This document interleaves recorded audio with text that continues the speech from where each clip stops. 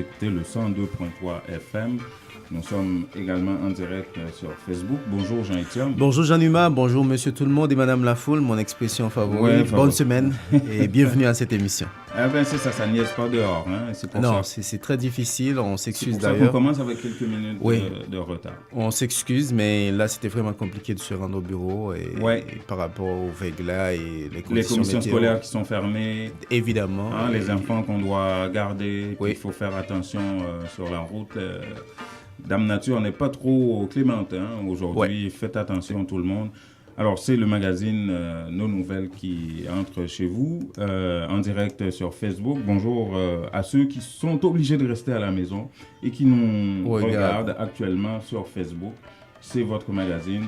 Et si vous avez des commentaires, 438-395-1256 par WhatsApp, vous pouvez nous envoyer tout ça ou écouter le magazine Nos Nouvelles sur les ondes de Radio Centre-Ville. C'est tous les matins du lundi au vendredi. Alors, Jean-Étienne, on commence d'emblée avec le tout. Alors, qu'est-ce que tu nous apportes sur le plan local? Tu t'es occupé de tout ça. Oui. Sur le plan local, on va parler un petit peu de l'appel retrouvé. OK. Qui se trouve dans une situation assez délicate pour trouver des 110 000 $. Oui, définitivement qu'on doit Sinon, trouver. il faudra payer 73 000 de plus. On va parler de ça. Et puis, on va faire le tour de Married Men. Comme j'ai été là-bas, on va essayer de voir la réaction des gens après le film qui a bien été projeté le week-end. Et pour Haïti, on va parler de notre côté de Jovenel Moïse, qui était au Pérou, sommet des Amériques, qui a rencontré le président chilien concernant la question de visa pour les Haïtiens maintenant. C'est plus une savane, le Chili. Ça, c'est fini. Et on va peut-être en discuter avec François Jean-Denis dans le cadre de sa chronique Tout sur l'immigration. Et Jovenel Moïse, après le Pérou, s'est envolé pour les États-Unis où il a été à Miami. Et là, il était devant un public assez conquis. Il a parlé de ses projets, il a renouvelé ses promesses de construction de gates à l'aéroport de Port-au-Prince, de construction d'aérogares. Et une dizaine à peu près à travers le pays. Et il a parlé encore d'électricité. On va parler aussi de sécurité avec le Premier ministre haïtien Jacques-Guy Lafontaine qui a dit que Haïti, c'est l'un des pays les plus sécuritaires pendant que ça fait un mois, samedi dernier, qu'un journaliste, un photojournaliste, Vladimir Le Gagneur, est porté disparu. On n'a aucune nouvelle jusqu'à présent. On va parler de tout ça côté Haïti, Jean-Étienne.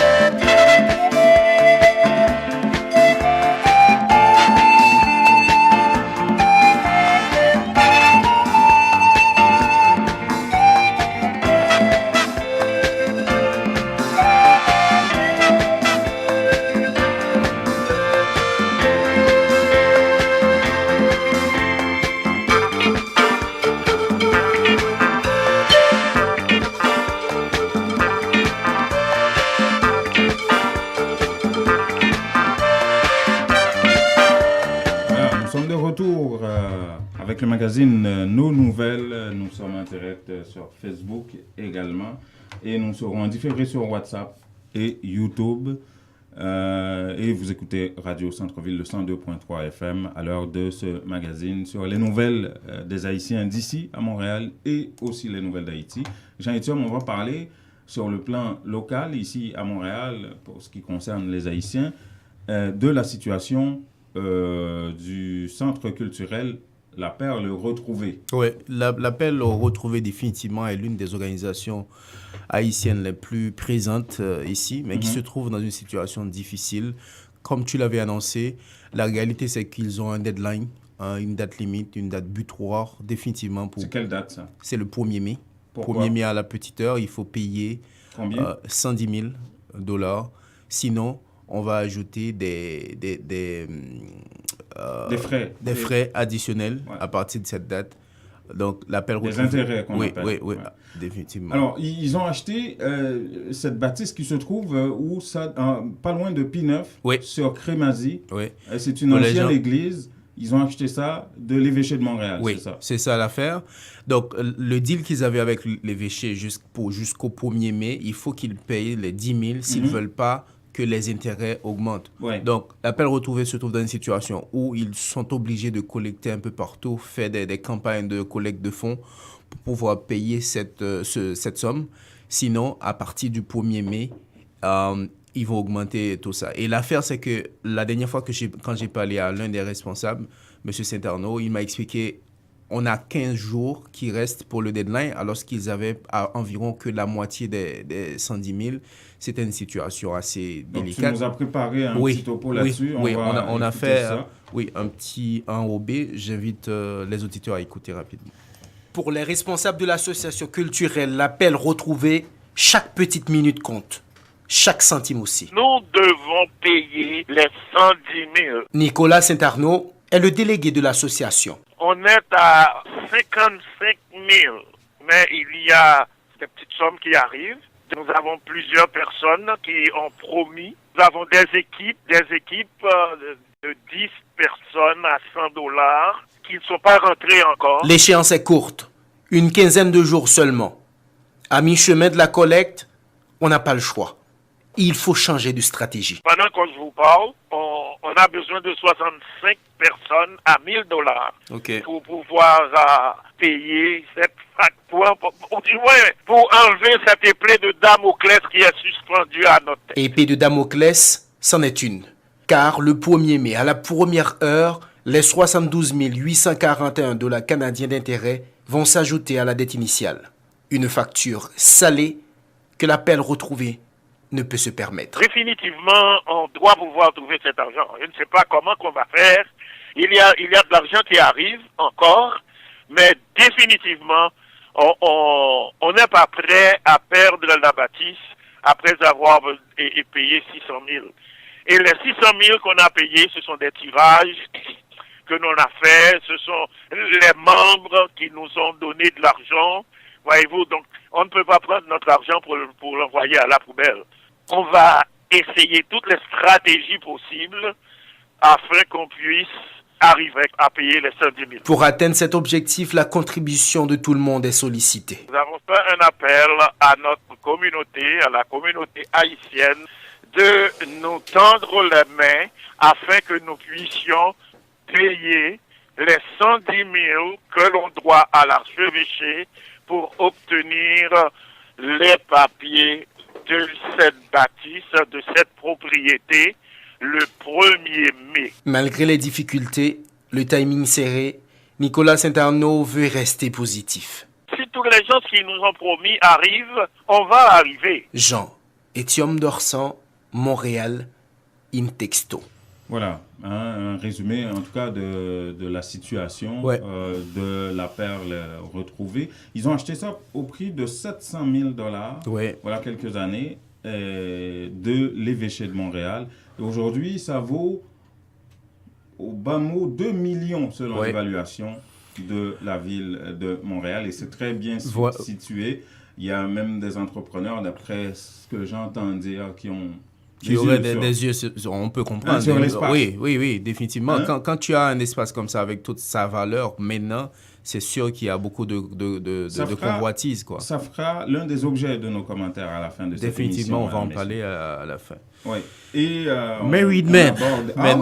T'as été voir un bon film. Oui, j'étais curieux d'aller voir ça, mais tu sais, le grand problème que j'ai, bon, pas un problème comme tel, je n'ai pas été trop surprise par rapport au volume d'informations que j'avais déjà sur le film. On dirait que je l'avais déjà vu.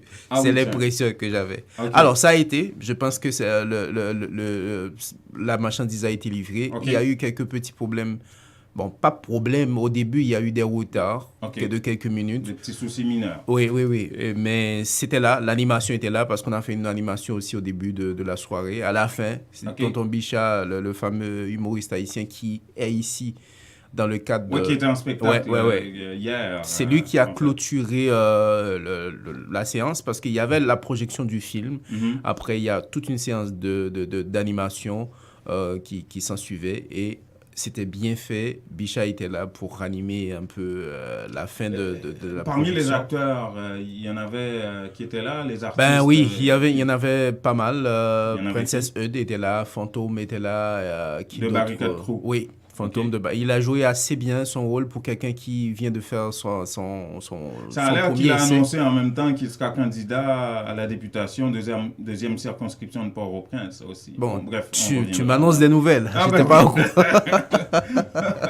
Sinon, j'aurais pu l'approcher et confirmer l'information. Ok.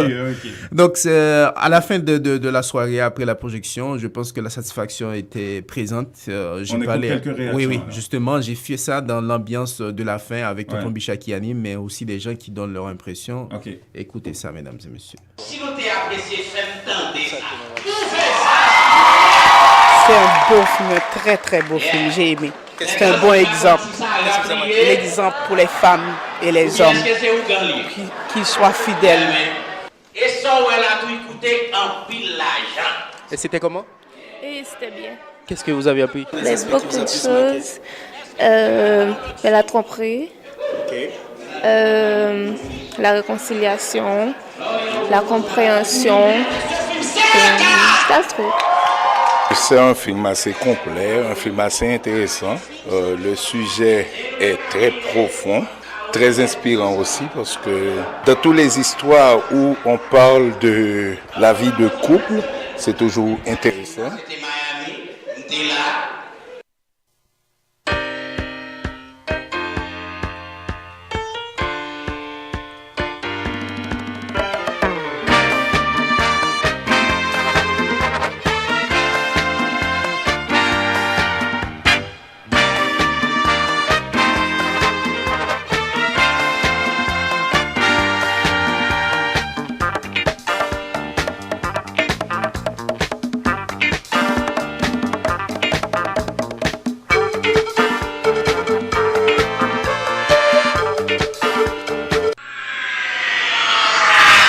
Sur l'immigration. Tout avec François Jean-Denis.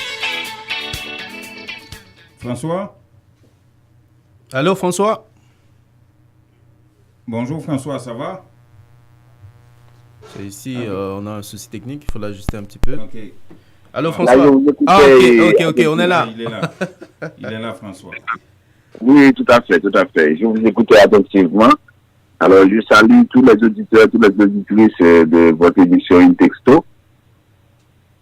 Oui, et on va parler de quoi ce matin?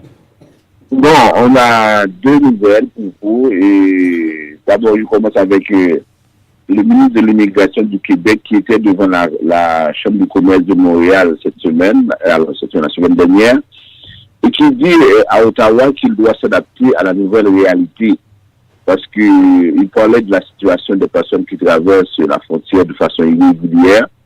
Alors le ministre Hertel dit Ottawa doit s'adapter à cette réalité parce que ça ne va pas s'arrêter. Ça veut dire que ça va continuer. Ce mouvement de population n'est pas une aberration et il est voué à se poursuivre comme c'est le cas dans d'autres régions du monde.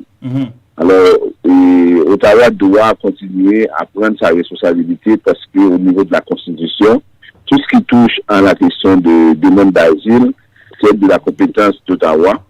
Et alors, il invite Ottawa à prendre sa responsabilité, à payer à Québec parce que il dit que les ressources du Québec sont saturées et Québec ne peut plus continuer à donner tout ce montant-là pendant que Ottawa se fait réticent. Ça, c'est la première nouvelle. L'autre nouvelle, c'est qu'on apprend que le gouvernement canadien a l'intention d'étendre la question de biométrie, des tests de biométrie. Oui. Alors pour ceux qui ne savent pas de quoi il s'agit, c'est-à-dire quand on fait une demande de visa de visiteur pour s'assurer que la personne n'a pas commis de crime, n'a pas commis d'infraction, on lui fait passer un test de biométrie. Alors le Canada a l'intention d'étendre ce processus-là à tous les pays sauf aux États-Unis. Ok. Alors, on va envoyer des formulaires à tous les Canadiens pour leur demander s'ils sont d'accord avec ça. Parce que l'objectif, c'est d'assurer la sécurité des Canadiens et de voir si les gens qui rentrent sont effectivement des gens safe. Okay. Parce qu'il y a des millions de personnes qui rentrent chaque année au Canada, soit comme visiteurs, soit comme étudiants, ou bien des résidents permanents. OK. Ouais. OK. Oui, et puis François, tu nous avais parlé de cette affaire-là la semaine passée concernant le Chili. Oui. C'est aujourd'hui que ça rentre en application. Oui, c'est à partir du 16, à partir du 16 avril 2018, les citoyens haïtiens qui voyagent au Chili pour des raisons touristiques, sans intention d'immigrés, de résider, ils doivent avoir un visa de touriste. Ils auront la possibilité de séjourner pour une durée maximale de 30 jours. Mm-hmm. Et en marge du sommet de l'Amérique, le président Piñera a rencontré le président haïtien Jovenel Moïse. Mm-hmm. Et il lui a parlé, il lui a expliqué pourquoi il a pris cette décision-là. Cette décision-là, parce que ça ne concerne pas seulement les Haïtiens, parce que ils sont aussi très nombreux, les Vénézuéliens, les Colombiens, et même certains Africains qui vont au Chili, parce que la situation économique est assez intéressante.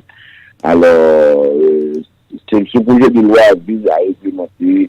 Déjà, on a pris des mesures conservatoires, dans le sens qu'à partir de maintenant, 16 avril, alors les Haïtiens qui sont en Haïti ne pourront pas se rendre au Chili comme bon leur semble.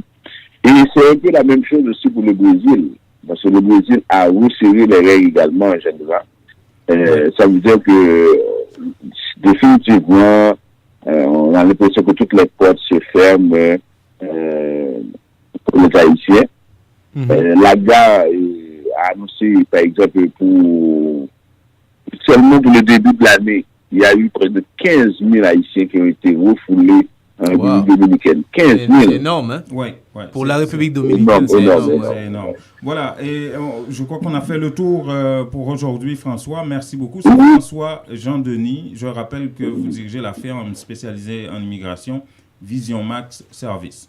Un événement évangélique gigantesque s'en vient à Montréal. Les femmes de la mission apostolique des Assemblées des Saints organisent une semaine de réveil et 3 jours de conférences sous le thème « Le rôle de la femme au sein de l'Église » du jeudi 19 au lundi 30 avril 2018 inclusivement. Chrétiens, fidèles, frères et sœurs, bien-aimés serviteurs de l'Éternel, en foule, venez au 8350 du boulevard Saint-Michel voir et entendre pour la première fois à Montréal le groupe prophète-prophétesse Abraham S. et Youdline Madette. Séance de guérison, de délivrance, soirée d'adoration, de louange, dans la présence de Dieu pour recevoir l'onction du Saint-Esprit. Information 514-679-89-32. Ou à le faire affaire qui une compagnie de green gauche tête bobèche pour régler dossier immigration au Canada pour te faire économie bout de chandelle ou à venir plein on prend refus parce que dossier mal préparé, formulaire t'es mal rempli ou même qui te voulait ça me t'es parlé. Tu vois, pour le même genre de dossier, T. George WhatsApp, Fanny, Madame Joe Facebook et moi-même avions tous obtenu satisfaction pour avoir fait affaire avec Vision Max Service, cabinet spécialisé en immigration. Vous qui rêvez d'immigrer, d'étudier au Canada ou tout simplement de visiter le pays, Vision Max Service. Vous comptez demander un super visa, venir investir ou vous établir en tant que travailleur qualifié. Vision Max Service, un label de qualité. Vision Max Service, c'est le travail de professionnels qui étudient, traitent, suivent votre dossier. Ils vous conseillent, vous encadrent, vous accompagnent dans toutes vos démarches pour des résultats 100% excellents. 273 Lalu, coin Ruelle Vaillant, Port-au-Prince, téléphone 48 20 78 18, 22 09 76 82. Que regardez-vous sur votre tablette? Une annonce incroyable. Réduction, rabais à gogo, prix PI. Cosmétique multi-ethnique à baisse ses prix. Et ça ne va pas s'arrêter. Les prix les plus bas. L'entrepôt des produits de beauté cite aussi de nouvelles promotions comme les tresses expression liquidées à seulement 4,25 $. Cosmétique multi-ethnique, une vaste sélection de styles, de marques et de types de produits de beauté en tout temps. Si vous trouvez moins cher ailleurs, Cosmétique multi-ethnique vous rembourse le double la différence. Cosmétique multi-ethnique 42,90 et Bélanger à l'est du boulevard P9. Téléphone 514 89 5429. J'adore Cosmétique multi-ethnique. La beauté à petit prix, ça marche. Nos infos avec intexto.ca tous les matins sur le 102.3 FM.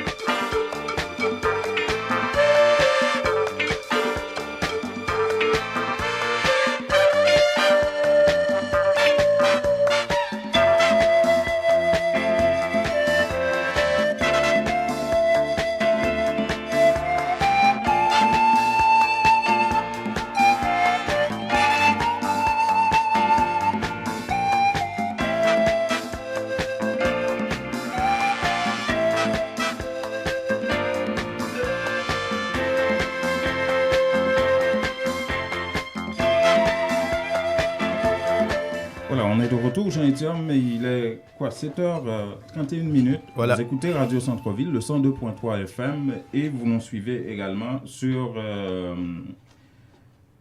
Facebook. On est en direct et on va être en différé sur WhatsApp 438-395-1256 pour envoyer vos commentaires ou pour nous écouter en différé. On va être sur YouTube également. Ce magazine Nos Nouvelles. On parle d'Haïti maintenant. Justement, on parlait avec François Jean-Denis Jean-Étienne de la visite de Jovenel Moïse, le président haïtien, au Pérou dans le cadre du sommet des Amériques. Et après le Pérou, M. Moïse s'est envolé pour les États-Unis où il a rencontré la communauté haïtienne à Miami. C'est un public assez conquis où il a parlé un petit peu de son bilan, un petit peu de sa vision, beaucoup de sa vision. Il a renouvelé beaucoup de promesses qu'il avait faites à la population depuis quelque temps. Notamment, il a annoncé récemment en Haïti, il a renouvelé cet engagement à Miami, qu'il avait l'intention de construire 6 gates de plus à l'aéroport de Port-au-Prince. À l'aéroport de Port-au-Prince, qui est un aéroport international, c'est seulement 3 gates. 3 gates, ça veut dire quoi? Il y a seulement 3 avions qui peuvent atterrir en même temps. Accoster justement à l'aéroport, débarquer en même temps. À titre de comparaison, à Miami, c'est 300 avions qui peuvent débarquer à l'aéroport de Miami en même temps. L'aéroport de Miami, il n'y a aucune comparaison possible. Il n'y a aucune comparaison, mais quand vous regardez ça, c'est quand même 3 gates qu'il y a actuellement à Port-au-Prince. Et Jovenel Moïse avait promis la semaine passée de construire 6 autres gates, ce qui ferait 9 gates à l'aéroport de Port-au-Prince. Et ce qu'il dit, c'est que certains médias, à chaque fois qu'il fait des annonces, des promesses comme ça dans le cadre de son mandat, certains médias s'amusent à vilipender ses promesses, à remettre en question ses promesses. Notamment, il a mentionné le fait qu'un journaliste, au lendemain de son annonce, aurait déclaré, moi je ne l'ai pas entendu, c'est selon le président, aurait déclaré que ce président-là, c'est seulement le ciel qu'il n'a pas promis au peuple haïtien. On va écouter la réaction de Jovenel Moïse. Et puis dans le même dans une radio qui dit que le président ça c'est le ciel là pour offrir monde mais qu'on y a il va faire guette dans l'aéroport Port-au-Prince.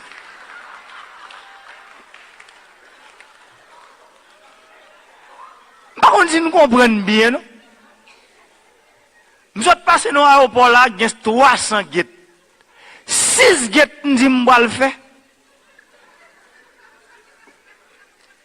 C'est ciel là offrir. Ça veut dire mentalité, attitude, il faut changer.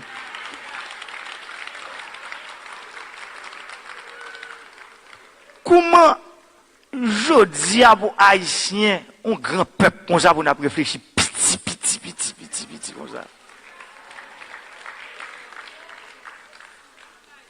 Bah, 6 guettes dans l'aéroport international. Et puis c'est le ciel que m'a offert. Pendant que dans l'aéroport, Miami, et puis me dit, il y a un conseiller mieux, alors je vais mettre média, côté bas la tête, je me dis, relais tellement. Monsieur relais, et puis me font pas là, monsieur me dit, monsieur, au côté mieux là, monsieur mon cher Miami, dans terminal J, sur radio là. Sur la radio là, avant de venir, un journaliste dans la radio là qui te dit que c'est le président ça, seul ça le peut offrir ciel là. Peut-être nous dit m'a fait 6 terminal là au Port-au-Prince, 2 au Cap à Kion au Caille. T'as fait tout dit journaliste là, font voyage monsieur, fait le passer dans l'aéroport Miami. Là ouais. Et ça qui pire là, l'homme prend information, c'est pas l'État qui finance tout terminal ça.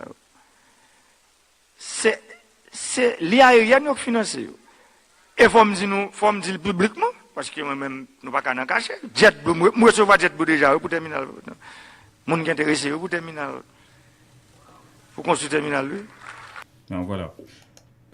C'est Jovenel Moïse, le président haïtien, qui dit que justement, JetBlue, les compagnies aériennes, il est en train de discuter avec différentes compagnies aériennes pour justement financer la construction de ces gates.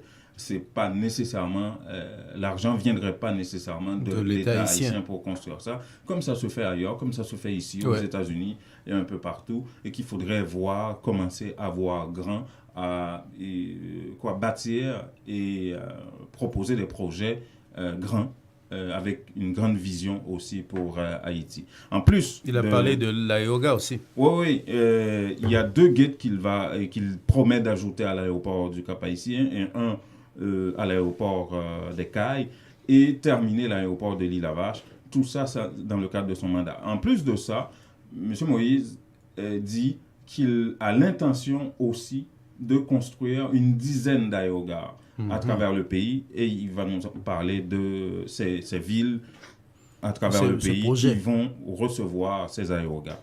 9 aérogares dans le pays. Nous avons construit Gonaïve, Port-de-Paix, Hinche, Ouanamet, Jérémy, Petit Trou de Nip, Jacmel. Nous avons construit Mol-Saint-Nicolas, Belader et Ansapit. Nous avons construit aérogares dans toute ville. Pour qui ça? C'est parce que faut ne pas oublier, pendant l'occupation américaine, le pays a gagné 35 pistes d'atterrissage là-dedans. 35. C'est comme si son pays, c'est seul derrière, nous décidons de regarder et puis nous ne pas oublier. Ça veut dire. Voilà. Jovenel Moïse qui parlait de construction d'aérogares. Et le président apparemment revient sur l'électricité. Oui. Il a beaucoup d'énergie, ce président-là. Il reste 16 mois, c'est ce qu'il a dit, par rapport à sa promesse d'apporter l'électricité 24 heures sur 24 à un peu tout le monde. D'ailleurs, il l'a dit, il y a beaucoup de communes, une dizaine de communes déjà en Haïti qui ont l'électricité 24 heures sur 24 à travers le pays. Et ce qu'il a dit, c'est que le marché est ouvert aujourd'hui. Avant, l'État haïtien achetait de l'électricité aux mains d'une seule entreprise. Il invite tous ceux qui voudraient vendre de l'électricité, à vendre de l'électricité à la population, choisir son secteur pour, sa région pour commercialiser l'électricité. La personne devrait tout simplement songer à payer la taxe à l'État, mais cette affaire d'acheter de l'électricité à raison de 250 millions de dollars par année à du privé, l'État haïtien met fin à tout ça. Écoutons Jovenel Moïse. Et puis nous prenons une décision comme si c'était un coup nous paie. Nous paie développement. C'est pour ça que je prends une décision pour me construire 500 km de ligne haute tension dans le pays. Dans 16 mois qu'à venir là, c'est ça ma décision m'appelle.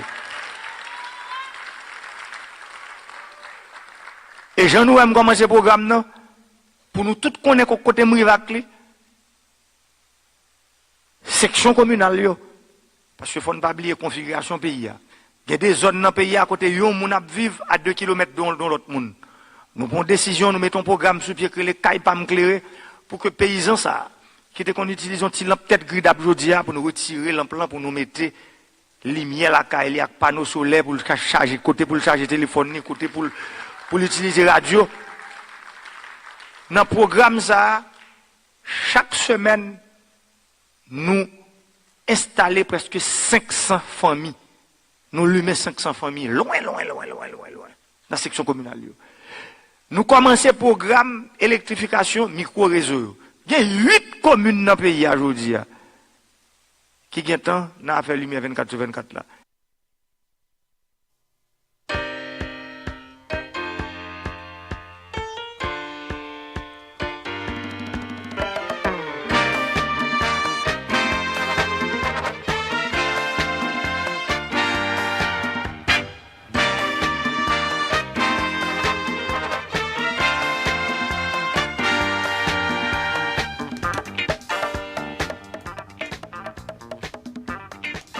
Je suis en mesure de dire qu'actuellement, Haïti est un pays sécuritaire.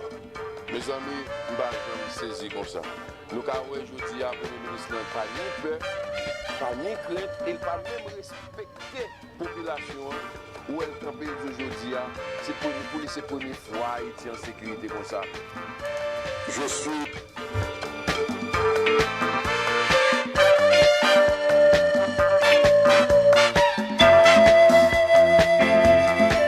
Alors. Voilà, vous les avez entendus. Le Premier ministre, Jacques-Guy Lafontaine, qui a dit que Haïti, c'est un pays sécuritaire.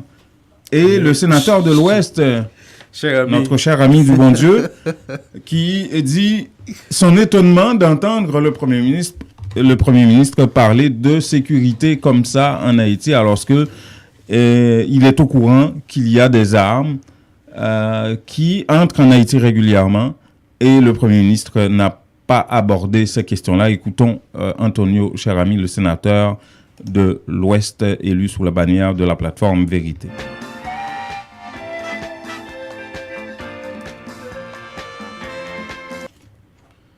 Ça s'en vient tout de suite.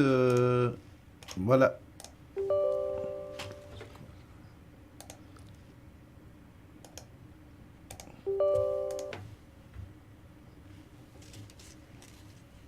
On a un petit souci technique. On a quelques soucis techniques pour écouter Antonio Cherami qui, justement, prenait le contre-pied de ce que disait le Premier ministre Jacques-Guy Lafontaine, qui était au Parlement, d'ailleurs, à l'invitation de la Commission sécurité du Sénat pour parler de la situation sécuritaire au pays. Et tout ça à la suite, justement, de la disparition du photojournaliste Vladimir Le Gagneur, disparu, voilà, un mois déjà depuis samedi dernier, Jean Etium, depuis que ce journaliste est porté disparu. Oui.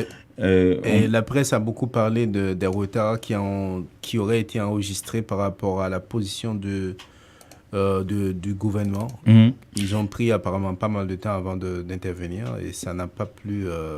Oui, les sénateurs ont vivement critiqué le Premier ministre Jacques-Guy Lafontaine à ce sujet. Il y a d'ailleurs le sénateur Senatus, président de la Commission de sécurité du Sénat, qui a rappelé que, par exemple, il y avait 150 Galil qui étaient rentrés en Haïti. Ça faisait scandale à cette époque-là. C'était sous le régime de Martelly. Et on n'a aucune nouvelle de ces armes de guerre qui sont en circulation. En plus des armes qui étaient en circulation déjà en Haïti, on n'a aucune nouvelle de ces armes-là. Et selon le sénateur-sénatrice, il faudrait que le gouvernement donne plus d'informations à ce sujet, Jean-Étienne.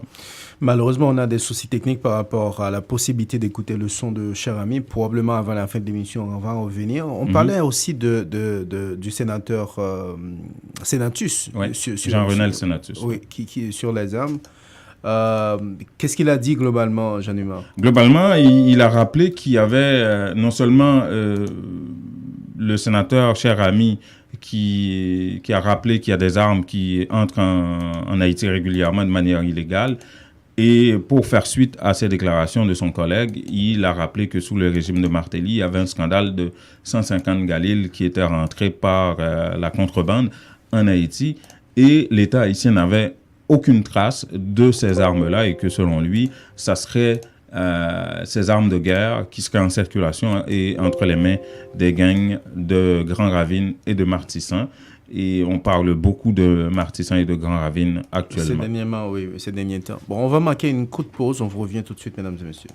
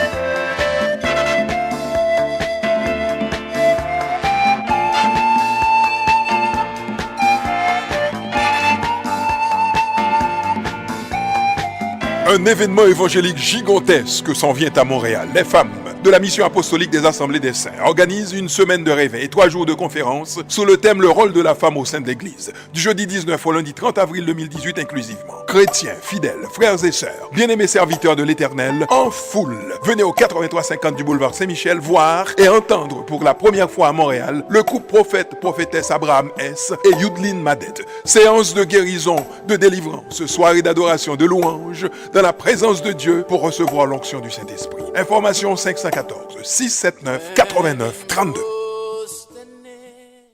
Ou al faire affaire qui une compagnie de green gauche tête bobèche pour régler dossier immigration au Canada pour te faire économie bout de chandelle ou à vinn plein on prend refus parce que dossier mal préparé, formulaire était mal rempli ou même qui te voulait ça me te parler. Tu vois, pour le même genre de dossier, Ti George WhatsApp, Fanny, Madame Joe Facebook et moi-même avions tous obtenu satisfaction pour avoir fait affaire avec Vision Max Service, cabinet spécialisé en immigration. Vous qui rêvez d'immigrer, d'étudier au Canada ou tout simplement de visiter le pays, Vision Max Service. Vous comptez demander un super visa, venir investir ou vous établir en tant que travailleur qualifié. Vision Max Service, un label de qualité. Vision Max Service, c'est le travail de professionnels qui étudie, traite, suivent votre dossier. Ils vous conseillent, vous encadrent, vous accompagnent dans toutes vos démarches pour des résultats 100% excellents. 273 Lalu, coin Ruelle Vaillant, Port-au-Prince, téléphone 48 20 78 18, 2209 76 82.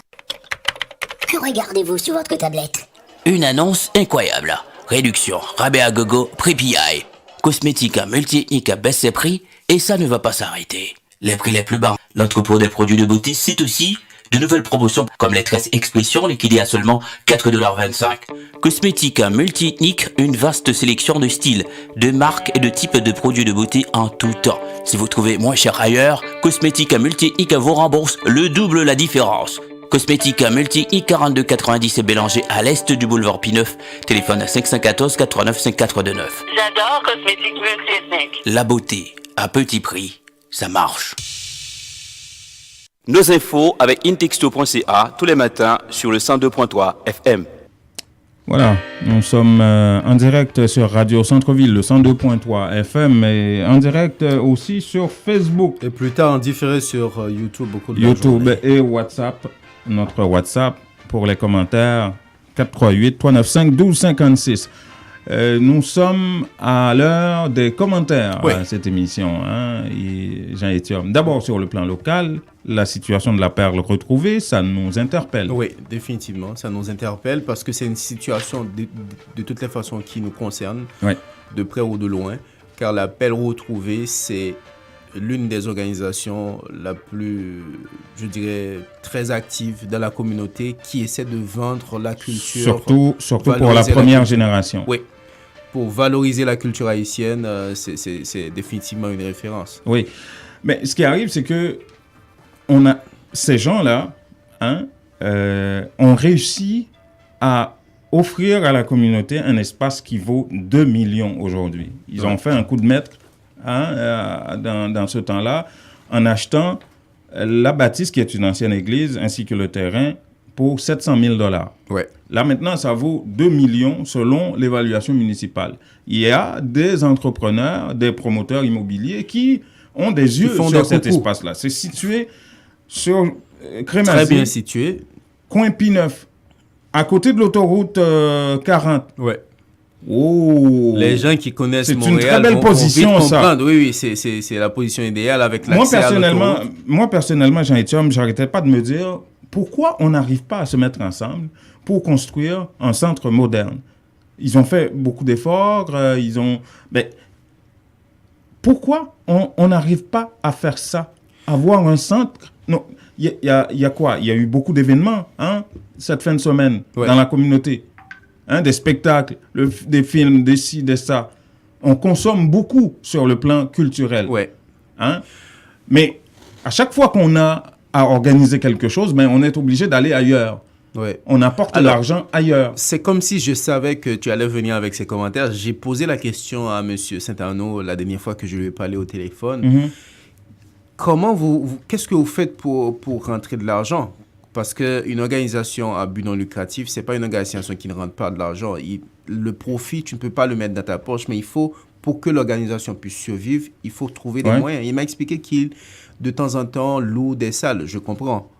Mais je lui ai posé la question, finalement, est-ce que ça va rester là? Il m'a dit, écoute, notre priorité, c'est de payer l'argent et tout de suite après, on va offrir à la communauté haïtienne ici un centre digne de nom parce que nous aurons moderne, tous les documents. avec des espaces rénovés. Donc, je pense quelque part, la vision est là. Ouais. C'est un bon prétexte pour parler vraiment d'autres aspects de la question, mais eux, pour le moment, je comprends, avec le deadline, ils veulent absolument trouver l'argent pour payer tout ça. Il faut trouver 110 000 là, d'ici 15 jours. Sinon, on aura 73 000 qui vont s'ajouter à ces 110 000. Alors, pour éviter de payer 73 000 de plus, il faut donner 110 000 là. Donc, quelque part, ils ont compris la nécessité définitivement de faire un centre correct, moderne, qui pourrait servir à la communauté haïtienne et aux autres communautés aussi, s'ils veulent bien.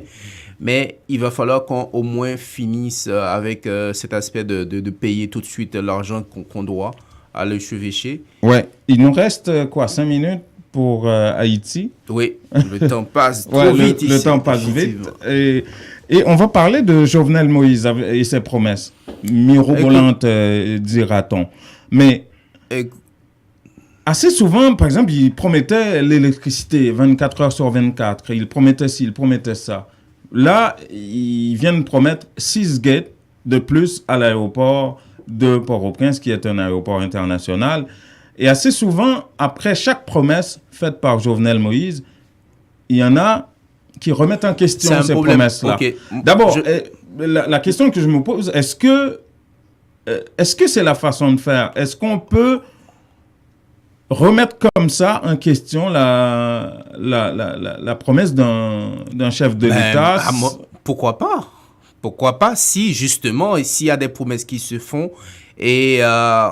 écoute, le problème que j'ai avec plupart de... J'aimerais comprendre pourquoi tu dis pourquoi pas. Je vais t'expliquer. Okay. Le problème que j'ai souvent avec pas mal de chefs d'État haïtiens, c'est que souvent, ils font pas la différence entre leur période de campagne et après le campagne. Après le campagne, tu viens pas annoncer des choses si déjà tu ne trouves pas le financement, tu n'as pas un deadline, tu n'as pas tout ce qu'il te faut.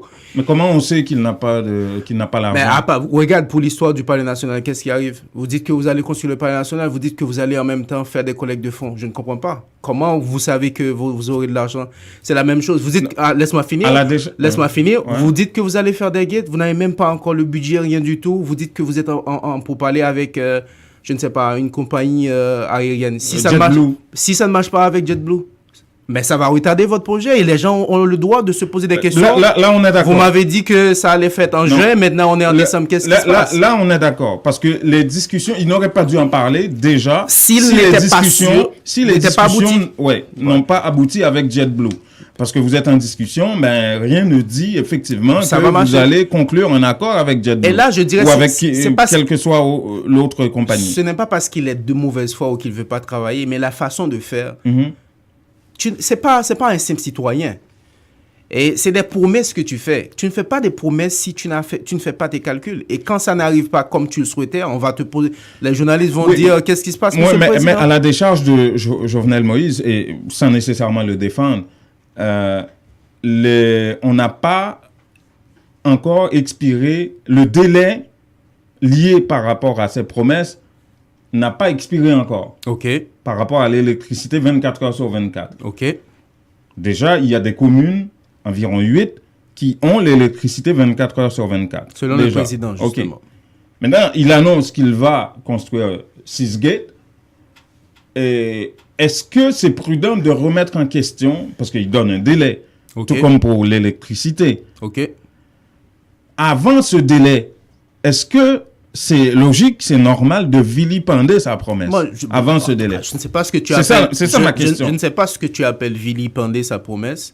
Je ne sais pas, je n'ai pas entendu le journaliste, je vais pas faire... Je ne l'ai pas entendu non plus. Je ne vais pas faire des commentaires sur des choses que je ne maîtrise pas, mais je sais que quand tu es président de la République, tu n'as pas encore ton budget, tu ne sais pas où tu vas trouver de l'argent pour faire des choses, tu ne balances pas les choses comme ça sur les ondes, parce que justement, s'il arrive dans tes négociations des paramètres que tu n'avais pas prévus, qui n'arrivent pas, il va falloir que les gens te demandent ce qui se passe. Et c'est ce qui arrive. Je ne dis pas que c'est le cas pour Jovenel, comme il est. Mais est-ce qu'il ne faudrait pas attendre à ce moment-là pour lui poser la question? Pour Jovenel Moïse, il est encore dans son deadline, mais je te dis, en général, beaucoup de présidents haïtiens, d'autorités, pas présidents seulement, des autorités, c'est même pas au niveau de la présidence, même au niveau local, Il arrive et il parle il reçoit un appel d'un ami qui a de l'argent et puis c'est suffisant pour aller faire de la promesse aux gens. Ça ne marche pas comme ça. Donc, le résumé de tout ça, c'est que je suis d'accord avec la grande vision de Jovenel Moïse, mais comme autorité, j'annoncerai les choses seulement quand on a... Tu sais, rapidement. Moi, j'ai déjà... On est d'accord qu'il est pas très prudent par rapport dans ses annonces de promesses. Ouais. Voilà, c'est ça l'affaire. Qui n'est pas très prudent. Tu parles même des annonces. Moi, je suis déjà parti couvrir des lancements. Par exemple, avec Jacques-Edouard Alexis, on a couvert le lancement officiel. Tout le monde est là. Du tronçon Gonaïve, Gaumont. Mais jusqu'à maintenant, rien n'a été fait. Ouais. Je ne te parle même pas de promesses, c'est concret, on fait le lancement, les bailleurs sont là, mais rien n'a été fait et personne ne sait pourquoi. Donc, on a posé la première pierre et puis si tu vas laisse la pierre s'en aller. Ben oui. Donc imagine dans des cas comme ça, on ne sait pas est-ce que c'est de la corruption et quoi, et tu annonces, c'est concret là, c'est concret. Le journaliste est là, l'international, les bailleurs sont là, on va faire 1, 2, 3, les travaux commencent telle date. Et finalement, rien n'a été fait. Encore moins pour faire des promesses. 7h57, Jean-Étienne, c'est le moment pour nous de nous dire au revoir à demain matin, de se serrer la main. On promet une émission... Ah ben, écoutez, si vous étiez à la maison, en direct sur Facebook, merci de nous écouter. On a fait ce qu'on a pu pour être là aujourd'hui. Et dehors, c'est pas catholique, c'est assez protestant. Ça proteste. Hein. Ça proteste dehors beaucoup, donc faites attention sur les routes. Il est 7h58, on est le lundi 16 avril. Bonne journée, mesdames, messieurs. Vous écoutez le 102.3 FM Radio Centre-Ville et en direct sur Facebook avec Intexto, en différé sur WhatsApp et YouTube. Bien sûr. À bientôt, à demain. Merci, au revoir.